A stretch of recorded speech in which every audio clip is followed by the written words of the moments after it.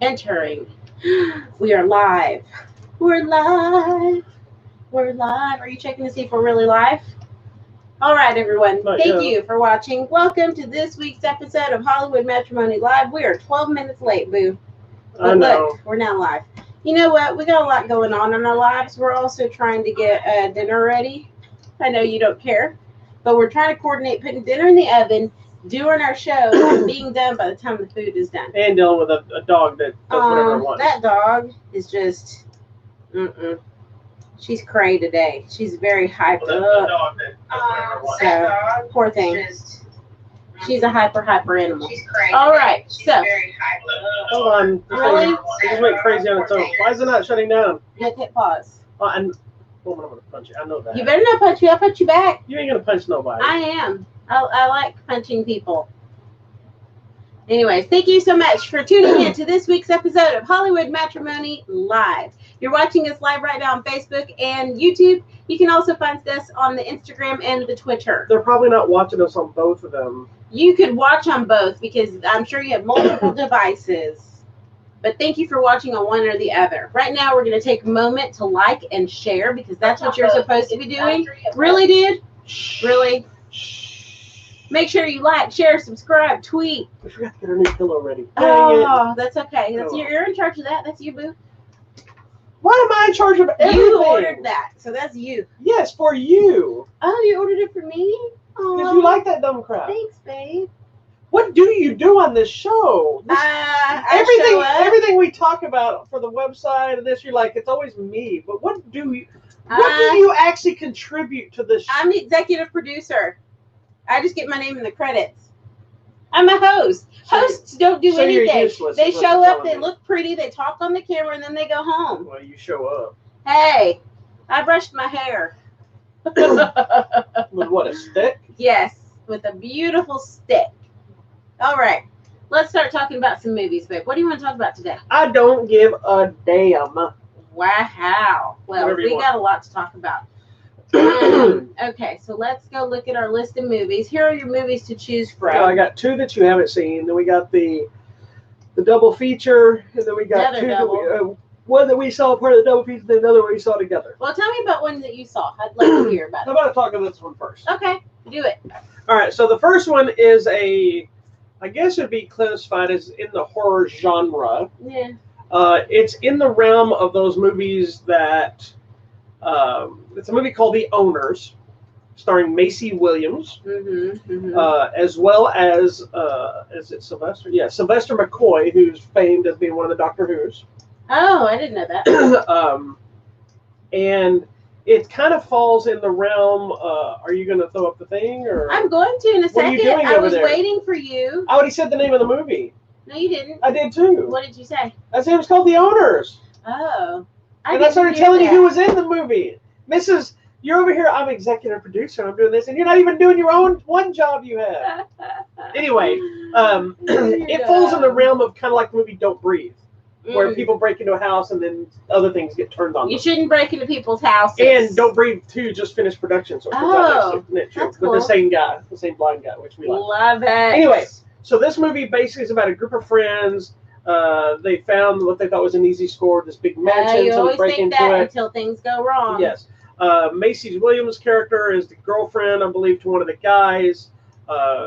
She didn't actually initially go in there with him, and she's like, get out of there. And he's like, you got to see this. And so she goes in kind of as a quick, okay, let's get out of here. And then, of course, the elderly couple comes back home. They take him hostage, and they're trying to get the stuff and the safes or whatever.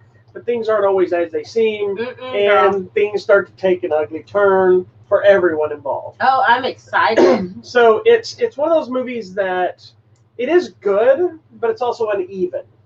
How? So my biggest issue with this movie came in the form of the friends.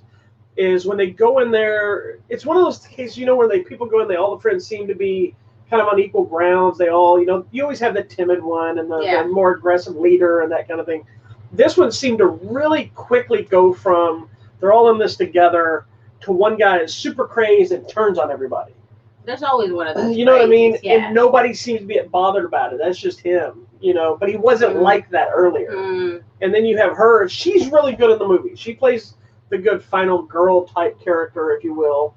But who really steals this movie is Sylvester McCoy and Rita Tushingham, and they play the elderly couple. Oh, love it. They steal the movie because the first half of the movie, they're very victim, they're very scared and standoffish, but you can tell something's not right, and then it goes into some crazy stuff which I don't want to reveal, and it becomes a very much of a thing of kind of cat and mouse, if you will, I guess. Now, where it did bother me as a story element, nobody is, outside of the old people when they kind of take them hostage initially, once some of the tables get turned and things like this, nobody is being held against their will. So there's so many times I'm like, crack them in the head and leave. Why are we staying in this house? There's nothing holding them because there. the script said so. I get that part. So I when it feels that way, it's not good. I found myself aggravated of like, why are you dealing with this when you could have just left? Yeah. Why are you trying to fight back when you could have just left? You know, yeah. You committed the crime. So no matter what happens, if the cops come, you're going to be in trouble because you broke into these people's house. Yeah. They can do whatever the hell they want to you.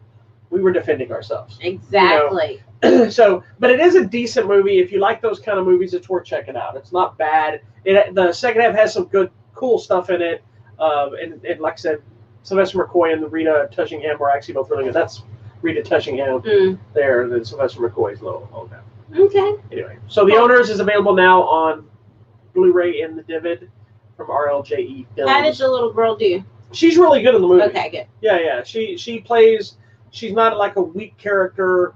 Like I said, she plays the final girl type character, but she's kind of timid at first, but not from a someone save me. It's more of like, we shouldn't be in here. It's that kind of thing. Like she's scared because she knows they're doing something wrong. Yeah. And then she's forced into something else, so she becomes the one to help fight back, and she does good. She's good in the roles. Like I thought that she was great in New Mutants. Yeah. And this is another one of those kind of roles that she's a good, strong character.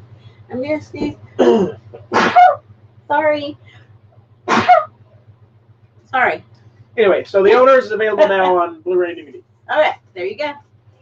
Next. So do you want to talk about one of the ones we saw together? Yeah, or do you want to? Because we got three we watched together. We did? Oh, we did. And then one other one I saw by myself. Yes. So you want to talk about this one first? Yeah, let's talk about that. Okay, so this next one is a new Well Go USA film. Well Go. And while they're normally known mostly for Asian cinema, they have been putting out stuff like Cutthroat City, which we saw in the theater. They're having kind of a surgence because there's nothing coming out. Yeah, so they're putting their stuff out. So this movie is what? Synchronic. And it stars, I don't even know what to call him, but just say Anthony Mackie. Just say, that's his name. I know, but do we want to say Falcon. He's the Falcon or the new Captain America? I don't know. Well, if you want to do that, you can say he's the guy, he's Papa Doc from 8 Mile as well. Okay.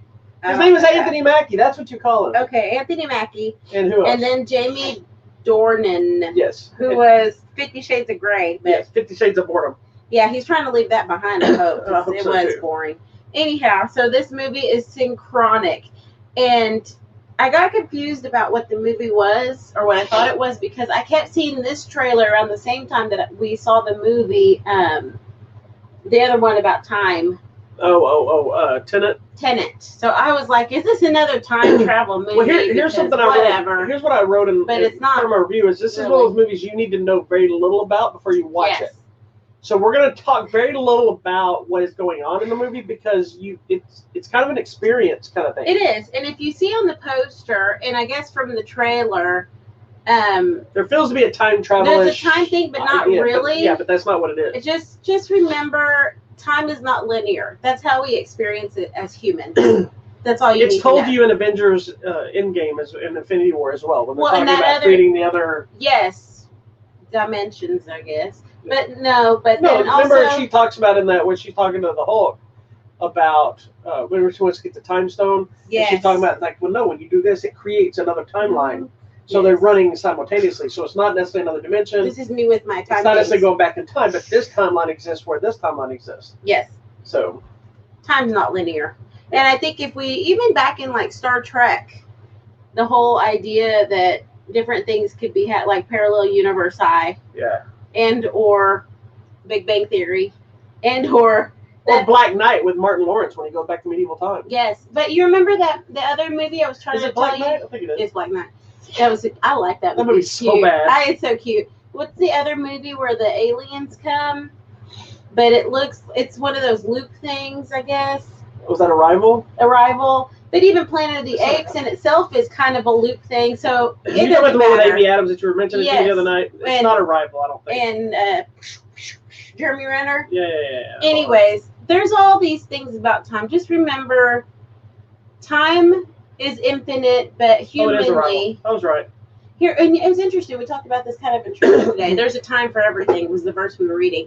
But time is infinite in itself. But for humans, time is limited and linear. We experience one event after another as we age. So in this one, people start taking this thing, and they think It's a drug. They think they're tripping. Because they see weird But they things. are. But then and you they're don't not. know for the longest time, are they really going somewhere or are they just tripping out? They're tripping out, man. And so it's cool the effects they use because even the effects don't really tell you if it's really happening until things start kind of unfolding and you find out what's real, what's not. And who's just crazy. I like this one because we're finding out as he's finding out. I like those kinds of stories. That, and I like the fact that it's a character study that happens to be dealing with some sci-fi elements, as opposed to a sci-fi element. And here's characters, right? Which is what happens a lot. This is very much reminded me of not so much in story and tone, Interstellar.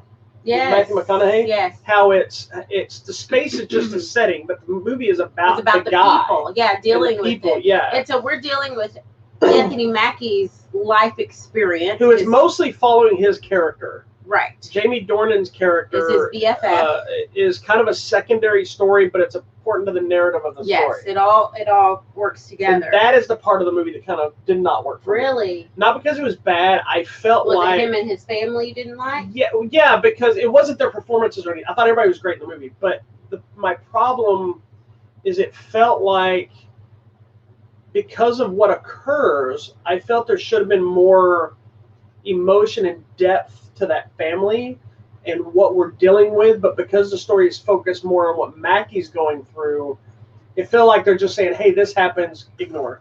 We're back to these and ignore. I didn't feel like there was enough to them. But I think part of it too, you couldn't hear what was happening. No, I did, but when I saw them come together, I mean, I know there were some issues there, but when I was seeing them come together, I never felt like parents dealing with that. No, but they were. But I think the problem is that their story, a lot of their story was going back in time. I know that part. Back. I get that too. So I don't think we never got to get stuck into the emotion of that's what I'm saying. It was uneven. We kept going back was uneven as it dealt with what was important to the bigger narrative. But I'm wondering, if you go through that, is that what happens in your mind to not deal with it? You regress back to, this was a happy time. Let's talk about this. I've dealt with that. I know. You so know, that's why even though it wasn't somebody, old as that person, I've dealt with.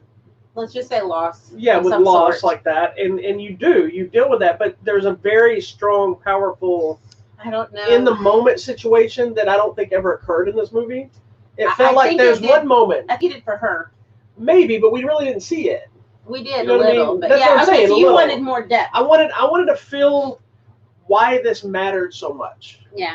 Other than, oh no, this happened to these people, and you just instinctively know it's important. Yeah. I wanted to see that. But then we go back to Anthony Mackie. Yeah, because every time it showed him and Mackie and Dornan together, yes, there's some emotional moments, and yes, they're discussing stuff, but it comes off more like Mackie sounded like a crazy person, busy. It's very much like the movie where the guy's trying to convince everybody else what's really going on, and everybody thinks he's nuts. You know what I mean? So then that kind of overshadows what they were dealing with. Like I guess. And also the beginning of the film kind of lost me at first. I did really like the movie. Don't get me wrong. Yeah. I thought it's a great movie. It's just some of it wasn't balanced enough for what I think I wanted. But the beginning of the movie threw me a little bit because I was like, it was kind of choppy from the way they were introduced to the characters. Like we're thrown into the middle of their relationship. Mm-hmm. And then you're like, okay, they work together, paramedics, whatever. And we're seeing these cases, and I know that's supposed to be setting up the drug situation. But if you see, eventually it goes back and it fills in all the blanks. So that part is, I agree, that's it's a little bit weird. In a normal case, I could see people bailing on the movie because it being like, what? This is not making sense. It does go back and it fills in all the timeline, but I think it's purposeful to make us know time is not linear. It does not tell the story from some of it. I agree. Yeah, I think we are learning it. Like I said, we're learning it as he's learning it, but now he's going back and thinking, oh, and now he's filling in the blank. But I think there was some elements to the too much? Dornan and his wife's flashbacks that weren't as necessary, because that was flashing back from them dealing with what they're dealing with, and it felt like those were thrown in to say, hey, we're dealing with this way. So it would feel like he's getting as much story time as Mackey's. Maybe so. And instead, it felt like this was a different movie altogether than the movie he's in. And even though they overlap and even though they comes together, there's a lot of that stuff that wasn't important to the bigger picture of what they're telling in the story. And I didn't feel it was strong enough to really make the impact that it needed for what they're going through. Does that make sense? Yeah, no, I get it. I know what you're saying. I don't think it bothers me. I think I was taking it from the viewpoint that everybody processes information differently. And so mine was that they already were disconnected, the dude and his wife. Yeah. And so I think they were processing separately. And then Anthony Mackie's over here processing his thing separately, trying to tell him, but they're not connecting either. Yeah. I think everyone's just There's a lot of elements, and it's one of those movies you just have to see it. It's a good movie. I really did enjoy it. I enjoyed it. It's got a gritty vibe to it. Yeah. The way it's shot and looked at. It's kind of grayish. I would give major props to the effects, because that could have been a very simplistic. Some DOS effects. It could have been a very simplistic way they did that, but the fact that they kind of elevated it in a way that made it feel different. Yeah, I think it made it something better. I think the other thing that's cool is that we're in a time period or a universe where drugs are legal. Yeah. So the whole drug thing. That was a confusing moment at first too, because he goes to buy the drug. It's just like at a store. Yeah. So it's not just marijuana. It's like all drugs. Like they're all synthetic drugs. So anything you want is legal at this point. And then that brought me to think of a conversation you and I had about legalizing marijuana. Yeah. Which we would never do it anyway, but why not? Thought about it. Why not make it available to people who really I would have to do edibles because I'm allergic to cigarette smoke, so I'm not sure. Your asthma's all. I've been around secondary pot smoke before, and it does kind of this. I've thought about the edibles. Just for all my pain. Hold on, let's discuss this. Oh Lord, all your pains. Because I heard all over from things that I've broken so many things and tore so many things, and so I'm in a. Oh, and winter is coming. So yeah, and I'm in a constant state of pain on something in my body all the time. I'm just so used to it, I walk around like nothing's wrong. Yeah. The reality, I'm in pain. But I have thought about the edible mentality of like, give me a gummy, see if maybe it'll help relax my muscles and maybe like you more. I'm just thinking legalizing help, all these things. Anyhow, there's a lot of stuff happening in this movie.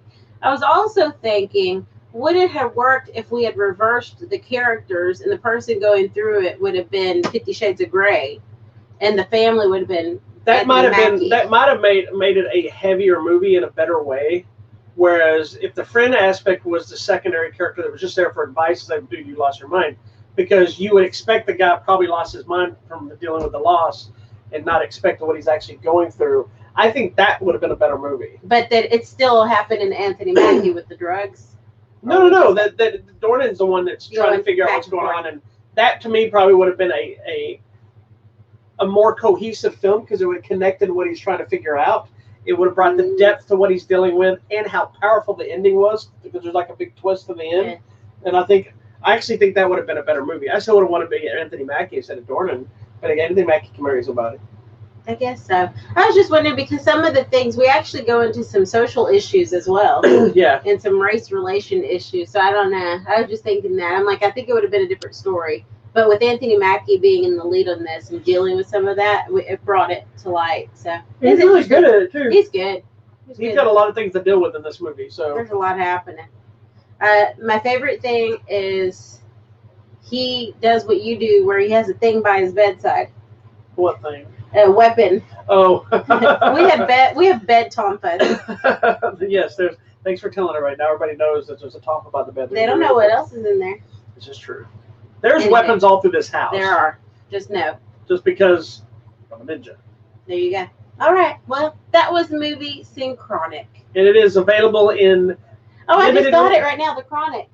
I'm done. It is available in limited release in theaters, drive-ins, and on demand. Drive-ins and dives. So, do you want me to talk about my other one, or you want to tell me about your other one? Okay, so one of my favorite comedies from back in 2010, I believe. I don't know why. Because I think this is one of the most... I do know why, but I don't. I think it is one of the most brilliant comedies to ever be made. Not only because I'm a fan, but I think just the genius behind the social commentary and the goofiness and the jackass mentality of it all just brings a whole lot together. And, of course, we're discussing the original Borat, which I threw my DVD up, and then she throws up her thing. It'll pop up in a minute. So I had to, if you don't already know, there's a new Borat film that hit this past Friday. It is not called Borat 2. Let me pull it up, and I'll tell you the actual full name. It is called Borat, the subsequent movie film. That is not the full name. Right? What is it? Hold on, I'm going to tell you too. So anyway, this original one basically, and this is important to know, you do need to know... You need to see this one, or at least understand the story for seeing the new one. Because the new one does, its whole point is connected to the original film. Okay.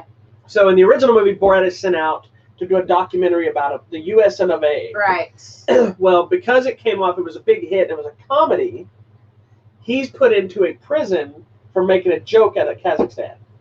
So this movie starts off with him in a prison camp. And he's a laughing stock. He got fired from being a journalist or whatever. So now we've jumped ahead. It's the same amount of time. He's been in prison since then. So it's been, 10 years? Yes. 15 years, whatever we're at, whenever it came out. So in the new one, the movie title is actually called Borat Subsequent Movie Film Delivery of Prodigious Bride to American Regime for Make Benefit Once Glorious Nation of Kazakhstan. Okay, so he's trying to make up for it. Yeah, because if you look at the original one, most people don't really remember. It has a subtitle. It's the same thing as it's Borat Cultural Learnings of America for Make Benefit Glorious Nation of Kazakhstan. Right. So in this case, the mission is they bring him out. They've decided that Trump, the grand ruler of the U.S. and of A, they want to get back in good graces with them, so they want to take him a offering. And so they're going to take this chimp. It's like a porno chimp. All right. Or something like that. And through a series of situations, they take Borat out, they cut him up, they give him his suit back, they said, you're going to send him. Unlike the first movie where he's leaving the village, it's like, I'm going to USA, and everybody's like, yay! And this one, he's like, it's the same scene. I'm going to USA, and they're like, get out of here, boo! So they recreated all this stuff. But something happens, and his daughter stows away and comes to America with him instead of the chimp. So now he's going to give his daughter to this, because in the Kazakhstan stuff, there's a lot of running jokes. Like, she lives in, like, the barn, and she's 15, so why are you not married yet? That kind of stuff. So anyway, one of the things they dealt with that I thought was really interesting is something I've always thought about, and I think me and you have talked about this in these kind of movies, is once you've done a movie like this, these in disguise films as a character, people recognize you. Yeah. So we talk about it like in Practical Jokers. How do you get away with that and people know who you are? They deal with that directly in this movie. Oh, that's funny. In the very beginning of it, when he gets to the USA, people are like, Borat! They're high-fiving him. He's running a race day in character. These are actually fans on the street. And they made it in the movie like Borat's like, oh, now I can't do the thing. They all recognize him. So he starts wearing disguises the rest of the movie. So now it's giving him a chance to be different characters, but it's Borat being different characters instead of Cohen being another character. So it's a lot of, he wears a fat suit for a lot of the movie, he wears a beard, different outfits and stuff. So it adds a new dynamic to the story. It's ridiculous. And now you've got this girl with him, who she's awesome too. The real actress is like 24 years old, but she plays 15 in the movie.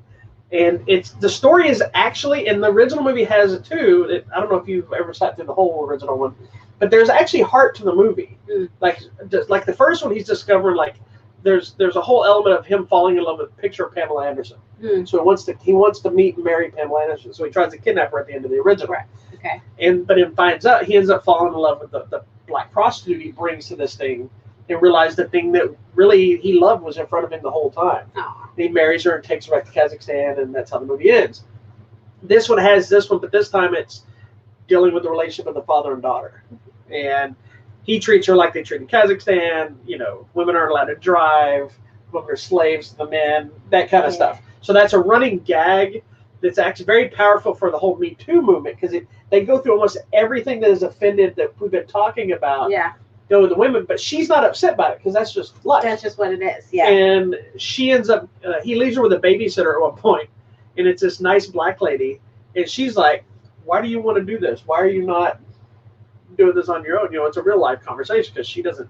No. Yeah. And so it's a good moment of, okay, she's starting to get her own vibe. So there's more to it than him just pranking people. I see. You know, and then she does some of the interviews, which is where the big scandalous interview came out. Like, I had a whole plan of not talking about who's in the movie. Ooh, because he tooted. Because I didn't want to spoil it, but I wrote in my review that there's one scene in the movie that clearly is going to be a bigger scandal, and it's going to do stuff. It's already out in the news. So I saw it and I was like, holy crap, seriously? And the movie wasn't even released. It hit Amazon on Friday. I saw it, I believe, on Tuesday or Wednesday. Yeah. What day was it? Tuesday. Tuesday. I saw it Tuesday. Wednesday, Variety, I think it was, they were posting the review and posted a picture from the film of Giuliani, who is, if you don't know, he was in the film and is caught in a compromising position with the young girl that's supposedly 15. Even though she's technically not, the fact that he was going to do something. Now, he says that he wasn't. He says because he's tucking his shirt in or whatever, he's saying it was fixing his microphone. He's clearly not doing that. He probably would have gone all in and had given the option. Mm-hmm. So anyway, so that's a... Do what? I'll post the link to it. So anyway, that's become a big controversy, which I had no doubt was going to be. But there's so much more here. That in other interesting thing is, before they started filming the movie, was before COVID. While they're filming the movie, COVID happened. So there's dealing with COVID in the movie too, and it plays a major part to the end of the film of the whole Corona stuff. And that's why if you look at the image, he's wearing the mask on his head and his groin to mimic that bathing suit that he wore in the first movie. But there's a whole sub-story to the Corona, even him going back, like when he takes the girl, I'm going to go with the babysitter because that's probably one of the smaller scenes. When he leaves his daughter at the babysitter, you know, you take stuff with your kids to say, okay, here's their toys, whatever. In this case, he's like, here's her ball and chain, here's her book, and there's like this Kazakhstan diary thing, and it talks about how if you touch the vagina, it eats you and it sucks your whole body in, and so there's this whole weird thing, and it's to try to scare them and not having the sex. Yeah. And so he goes back to pick up her stuff, and then like he really wanted his ball and chain, but now when he goes back, Corona is hit, and so she's like, you have to stay 6 foot from me. And she's wearing a mask, and he goes, I don't know what you say, you know, and she's like, you stay there, you know, so then they start dealing with that. Now he starts talking about how to kill Corona, and there's a whole thing where he's with a couple of hillbillies in their cabin, and he's trying to use a magnifying glass and a pen to kill coronavirus. Oh you know, so there's a lot of silly nonsense, but it's really, really, really funny. It's different than the first movie while being the same. It deals with a lot of the social commentary and the topics, like he even invades an actual Pence rally that was on the news when it happened, but nobody knew that was him because he was dressed in a full fat suit with a Trump mask, and they were like, somebody invaded the Pence rally. I remember when it was on the news that somebody shows up dressed as Trump at a Pence rally. Well, we found out it was him. One of the big things that I noticed is they stop at a fair and they're at the State Fair of Texas, and so they're walking around eating stuff at the State Fair of Texas, and so there's a lot of Texas element stuff that's in this movie that I didn't know was there. But I loved it. I loved the first one. I can't wait to watch this one again.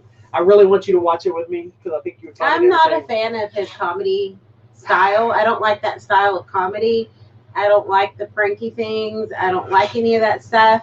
I understand him, and I appreciate what he tries to do with all his films and all of his shows, and everything behind everything he does is social commentary to bring to light the racial injustice or whatever, that people have. So he's trying to bring it to light and make everyone aware, like, hey, this is the thing. So I get it. I just don't like his style of comedy. I apologize. I don't like any of that. She's a communist. I didn't like the TV show. I just don't like any of it. Well, the other funny thing, too, for fans, if you haven't seen it, after this, or right before this movie came out, Borat started a Twitter page. Oh, good for him. And so he posts all kinds of stuff. So now celebrities and stuff that may have been talking about the movie, he comments. Like Seth Rogen talked about, I've watched this movie like 6 times. It's comedy gold, blah, blah, blah, blah, blah.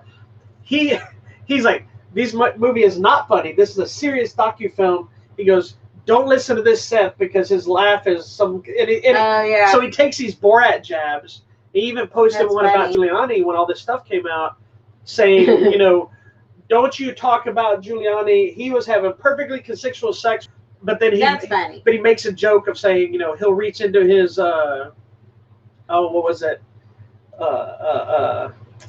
Crap. Talking about like his files, but it was kind of a double entendre of reaching into his pants and talking about reaching into his files or whatever. It was really funny. But he's been doing a lot of press too, and doing the press as Borat like he always does. So he was like on Jimbo Kimmel. He was on Jimbo Kimmel, and he brought the daughter out there. He actually got Jimmy Kimmel to take his pants off and give the pants to the daughter. And so Jimmy's standing there in his underwear, and you can tell he's uncomfortable, but you know, you deal with Borat, it's gonna happen. Cohen rarely does interviews as himself. Yeah. I think Howard Stern got him actually to come in as Sacha Baron Cohen once and just did a whole interview with him. But he normally does it in whatever character film he's promoting. So that's the thing. But yeah, I love the movie. You can check it out now. It's exclusive on Amazon Prime. If you like the first one, I think you'll love the second one. It is different, but it's just a lot of the same. If you've never seen either one of them, then you should watch them because they're comedy gold. If you like her, then you're probably not funny anymore. Yeah. I mean, I find certain things funny. And it's not that, but she doesn't. She hates laughter. How much is on our timer? She hates laughter and happiness. I do. I like blood and destruction. We have 22 minutes. Okay, I need to go put my potatoes in. Well, why don't we start? Because the next two are all us. Okay. So we probably should have waited. So the next one is. I'll just do it later. So the next one is an updated version, a reimagining, retelling of a classic book. And so what we did is we went back and watched the original because I don't think either one of us. She had never seen it. I don't think I ever saw it all the way through before we watched the new one. And I always say this guy's name wrong. Roald Dahl, all right? Mm-hmm. His famed book, The Witches, that was brought to life back in 1990 was the original one. Mm-hmm. I don't remember who directed the original one. Well, I don't know. Does it say? It doesn't say right there, but I can find out. Blank. I know Jim Henson's company was directly involved with all the effects, and that movie was the final movie that Jim Henson oversaw before he passed away directly. But in the original, it stars Angelica Houston. Does anybody else know in that movie? Lots of people. Huh? Lots of people. Anyway, she was the main one. Started the Grand High Witch. It was director Nicholas Roeg. Okay, I don't know who that is. No, either. So anyway, so what did you think of the original movie? I really enjoyed it. I liked it, and you can tell it's a Jim Henson thing because of the witch makeup of Angelica Houston. So, and I think I liked the beginning of that movie better because we get a lot more explanation. So I was actually happy we watched the original one before we watched the new one because I felt like I was going into it with a lot of information. So I don't hear about the new one yet. I know, but in the original, I know how to spot a witch now. Like, I am ready. Sadly, everything's going to be completely different in the real world. I know. So, but I liked it, and I really enjoyed Angelica Houston in that one. I wish we'd gotten more of her. And see, you know what? I'm generally not an Angelica Houston fan. I am. I'm a fan. She has done very few things that I was really a fan of. What was that? Didn't you? I said very few things. Okay. I didn't say nothing. Okay. It just took me a minute to figure out what you were doing. I thought you were snapping at me, and then I realized you were doing Addams Family. I loved her as Morticia. I really like her in this movie. I love her, and I love her look because it's very distinctive. Obviously, because she has the beautiful. Makes you wonder if this was the first time she really did the bangs, and then she just kept them. Yeah, I don't know. Because she looks exactly the same, not the witch part, but her face, as she does in John Wick. She hasn't aged very much. Well, she's a little, but during this movie is when she was still with Jack Nicholson. Oh, and I know I read stuff that he had sent like flowers and stuff to the set. Mr. Bean is in the original. Oh, Rowan Atkinson. I knew that was the other person. I mean, I know we shouldn't just call him Mr. Bean, but I mean that's who he is. He's very toned down in that, but he's very good. He's fun. I really enjoyed the original one. I did too. I liked it. It is dark.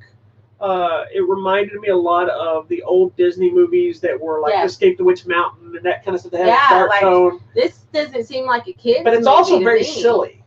Because if you look at the overall tone, I know people try to talk about how this one's so dark, but it's also talking mice, and it's goofy. You know, the if you look at the prosthetics, I loved it, but the prosthetic makeups are kind of silly looking. Yeah, you know, they're a little over the top and exaggerated. The way she looks as she's talking to the witch, she looks ridiculous, but also awesome. Yeah. You know, I liked that part. I can see, if you had to talk about the two movies as we segue into the new movie, I can see the new generation of kids thinking the old one was stupid because of its look, and the new one be a lot cooler. So you know what I mean? The new one. So the new one they have is Robert Zemeckis directed this one. It went directly to HBO Max from Warner Brothers, and it's got Anne Hathaway in the role of the Grand High Witch, which I believe Jennifer Lopez was originally cast and had to leave the role for whatever reason. It's got Stanley Tucci taking on the guy, the same character that Rowan Atkinson played. The hotel manager. Yeah, but this time we also have Octavia Spencer. Which I liked. Is there anybody else of major note that I'm not remembering? Not right this second. Really. So, seeing the first one, and then we watched them back to back. Back to back. Like we took a potty break and came back. So before we talk about what we liked and didn't like, or what we thought, a lot of the people, I've heard some people say, oh, there's no reason for this movie to exist, blah, blah, blah, blah, blah.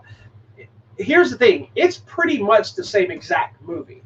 It's different locale, twist of the characters. Oh, Chris Rock is the narrator. Mm-hmm. There are some elements it's changed, but the new one sticks to the original ending of the book. Right. The original movie changed the ending. Yeah, and made it happy. Which he didn't want that ending. He was not. Roald Dahl was not happy. He wasn't even happy with that movie. Oh. Originally, he wanted his name taken off of the movie. Yikes. Jim Henson apparently talked to him and changed his mind. Well, I mean, I believe he ended up liking the movie. Yeah. But he did not like that they changed. See, and I was gonna say I like the ending of the new one better. I did too. I like it. Like, yeah. Okay. So what did you go in? Now that we know you like the original, what did you think of the new one? I like the new one. I think I prefer Angelica Houston because I feel like. What's her name right now? Anne Hathaway. Anne Hathaway. It's just too over the top for me. See, and I felt they were both over the top. Because Angelica, that soliloquy speech she gives in the thing is way over the top. It is. But I know what you're saying. You're in which form? Yeah. But Anne Hathaway's like, I think calm down, girlfriend. We get it. But that's what I liked about both characters is because it's a performance that could have gone horribly wrong. Mm-hmm. But for me, it worked horribly well because that's the tone I expect from that character. Yeah. Had she done it, I think the way Angelica Houston did it, in the way they made the character look, it wouldn't have worked. Because she was over the top selling the visual because she didn't have the visual. Have the prosthetics. Yeah, they did it. They changed the witch. There's some prosthetics. The witch in the original movie, I believe, looks more like the book ideal than what they did with the new one. Very old lady, haggard, warty face witch, which I like. By the way, I like the prosthetics in that. Oh, and I like the detail that they had the warts with the hair sticking out and the big old chin warts. I love that. And I mean, you can tell Jim Henson thing because it reminded me of the Dark Crystal. Yeah, Dark Crystal. Yeah. These things. What are these things? The Skeksis. The Skeksis. Yeah. That's what I was feeling like. But anyways, the new one, it's more CGI. Which is really good CGI. It is. It's very seamless. Which I did the new enjoy. one felt to me, even I saw people were talking about how they didn't think the new one was very dark. I thought it was very dark still. It was just in bright lit scenes. Yeah. The old one had a lot of actual physical darkness. But the new one does feel more geared towards the younger audience. Mm-hmm. The old one is too, but I think where we get the disconnect, that people review it now and they're like, the new one feels more like a kid's movie than the original. But that's how they did a lot of the kids' movies back then. The kids' movies then were dark and scary. Yeah, I remember seeing stuff like this when I was a kid. Because like Dark Crystal was kind of scary. Which Labyrinth is creepy. I mean, they're all PG. Yeah. Technically. Lone Wolf McQuade was PG. I'm just saying, there's a lot of things. But you look at The Secret of Nim. That movie is terrifying as a kid. Yeah, and there's some other movie you said. The Black Cauldron is creepy. Black Cauldron, it's creepy. And even some of your Mickey stuff was well, if you look at like creepy. Fox and the Hound and stuff like that, and you have that bear and the dog fighting and the dogs dying. So there was a difference between the movies that came out when we were kids. Yeah, there was a lot more happening. And the way they make them now. And in this one, it still has the same element of... It's a little creepy. Of these...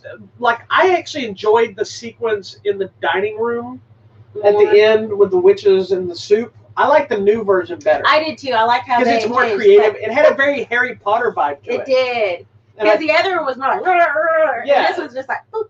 And that I think makes the original one awesome and fun, but it also makes it silly. Yeah. Whereas this new one, even though it's still kind of silly, it has that magic vibe. Yeah. Goofiness, but it's also like, it's fun to watch. Yeah. So I liked Angelica Houston more than her. I did like these witches more than the other witches. The original witches more? No, I like the new witches and the transformations and all that more than the other ones. Right. I liked the mice better in this one. In the new one? Yes, because you're like, that mouse has eyebrows. I'm like, it does, because it's just there's so much more. There's a new mouse added, sort of. I just want to say sort of, because it's in both movies. Yeah. But they do something different that, again, I don't think is in the book. No, but it makes sense. It makes more sense to the bigger narrative. Yeah. Than the original. And it actually helps fill in some of the blank. Whereas, like I was telling, the original movie, the grandma tells us everything at the beginning. Yeah, this and the new movie, it kind of unfolds, and you're starting to find it out. I believe the new one's like 15, 20 minutes longer than the original. It didn't feel like it. It felt like it was going by quickly. Yeah. And the Grand High Witch in the new one actually gets a little more ending. Because the original ending feels very abrupt. Yeah. Like the way they stop her. Yeah. In this one, she gets a little more meat to play with, and they do, again, it's still silly, and it's very abrupt once it happens, but it felt like it like she should have been smarter than to fall for the nonsense. Yeah. You know? Yeah. And then I liked having Octavia Spencer as the grandma this time. And this time, instead of it being in London or wherever, we're in the U.S., very south, deep south. That's a big change. Chris Rock is the narrator of the kid when he's a little boy. He's narrating it now. Yeah, which I thought was I like that because his narration is. I mean, you cannot know it's Chris Rock. I mean, you can't. He sounds like he had fun just doing the narration. I know, it was so good, but I think that's what having them as your grandma and your grandson added a little more depth. Having it in the U.S. and having them obviously be African American in the '60s. Yeah, because you deal with that a little bit of the. I think it adds. In the other movie, they talk more about your social class based on money. Yeah, so that grandma. And this one's social class. Grandma, they were poor. Yeah, and this one is social class more about being black and white and being poor. Yeah, so I like there's a little extra layer of depth. Either way, I still found it super weird, but I give them major props that both movies. If you watch both movies and you look in the ballroom of all the witches, that half of them are men. Yes. They're men in drag, and they're supposed to be witches. They're not supposed to be dudes. They're men, but they're very obviously men. They're just bald-headed men. And I don't know the story. Not trying to hide it. I don't know the story about why they used them in the original. Yeah. But I was so excited when we watched the new one, and there was men in there again. Mm-hmm. So I don't know if it was on purpose. Do it.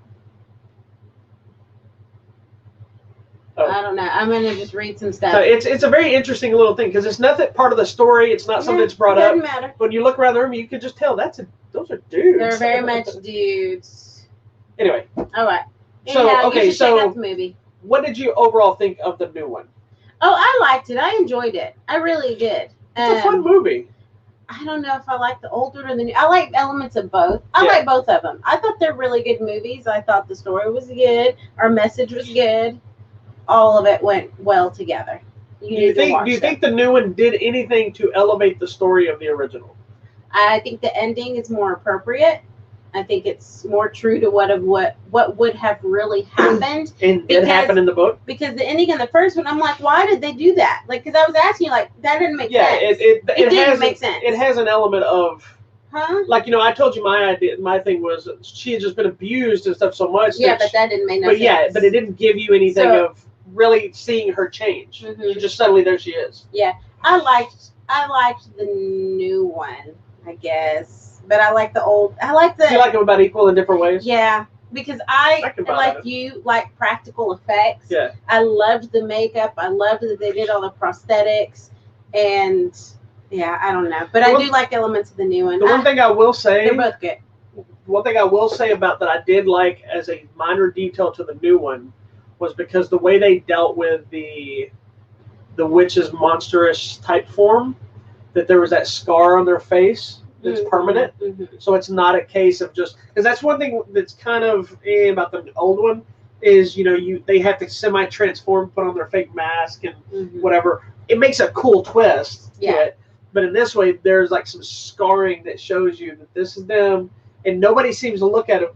Yeah, nobody. Why do all you ladies have this same scar? You know, I'd have been like, okay, all you look like the Joker all of a sudden. What's going on? But anyway, you get it. Yeah, I liked it. So you need to check out the movie The Witches. It's available now on HBO Max. Yes, which if you don't know what HBO Max is, it's another streaming service. It's only on your phone right now, but slowly but surely, a lot of the different streaming services are now offering it. Fire Stick is not yet, but it has an awesome cast feature. So if you have casting on your TV, play it up, throw it up there. And you need it because that's where the 4-hour epic Zack Snyder cut of Justice League will show up next year. Okay. And big exciting news that I'm so excited for on that. What? If you don't remember, in the original Superman versus Batman v Superman movie, yes, in the after credit scene, right, mm-hmm. Joe Magnolia shows up as Deathstroke right. to right. Lex. Right. So they've been making announcements, and again, I don't know if it's officially announced, but I've seen the news story in numerous places now. They said he will be reprising that role to do shoots, part of the reshoots of this new 4-hour Justice League cut. Oh, cool. Jared Leto's this is going to be like a whole new movie. Well, Jared Leto's also returning from Suicide Squad as the Joker. So I'm assuming there's going to be a whole Batman subplot that we're going to get to see featuring all those guys. And I'm hoping it does well enough that maybe we'll finally get the Deathstroke movie that was originally going to be done but was scrapped because of things not doing as well.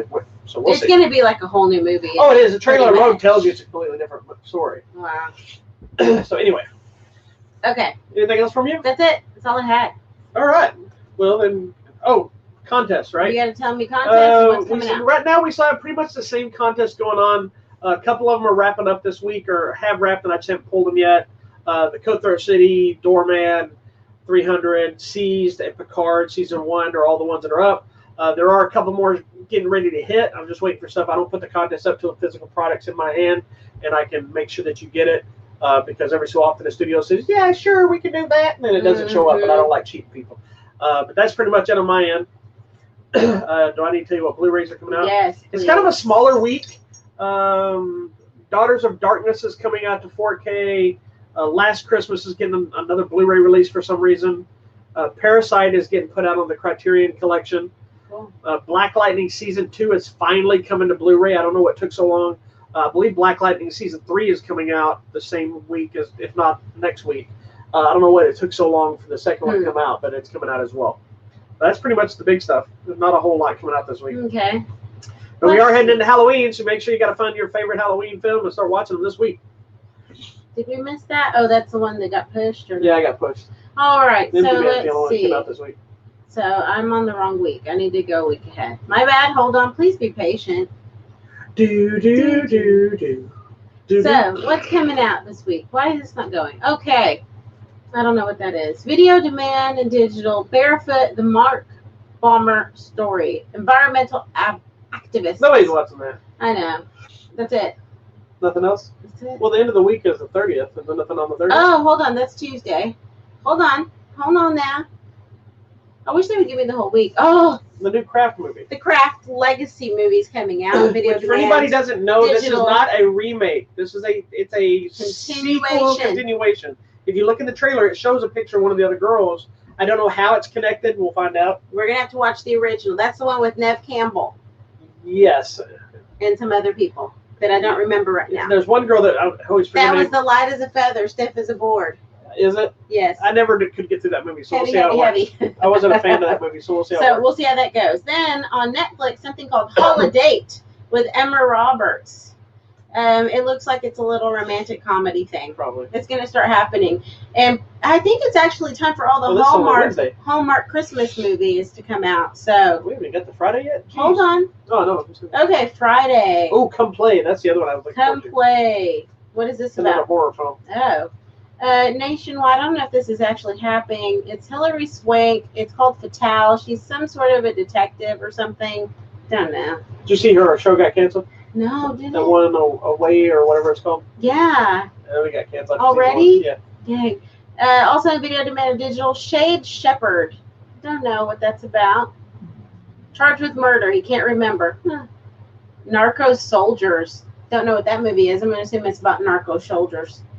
Blackjack, the Jackie Ryan story. True Adventures of Wolf Boy. Don't even know what any of these things are. Not a lot coming out this week. No, that's pretty much it. Probably the big ones this next week we'll talk about is the Kraft series. All about macaroni and cheese. That's what I was thinking too. There's a few other things we'll talk about. Oh, you're so funny. Anyway, okay, should be it that's then. it. Well, all right, we gotta go deal with our food now. Thank you so much for watching this week's episode of Hollywood Matrimony Live on Facebook and YouTube. Tell your friends, tell everyone, like, share, subscribe, thumbs up, whatever you're supposed to do. Do all those things right now before you go. Thank you. If you go to our YouTube channel, outside of these glorious shows that we do for you every week, I also posted a tour of my personal Star Wars collection that you can check out. Yeah. So you can see all my nonsense and see how crazy we really are. There will also be a couple of other videos. One, we're going to take a tour of this young lady's Buffy the Vampire Slayer collection.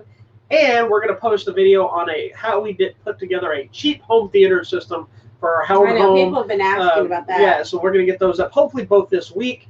New things that aren't quite things. So if there's anything else you want to hear us talk about, review, whatever, let us know. We'll shoot separate videos completely for you. And there you go. And it costs you nothing other than to ask us. There you go. Thank you so much for watching. We'll talk to you soon. Peace Bye. and love. Bye.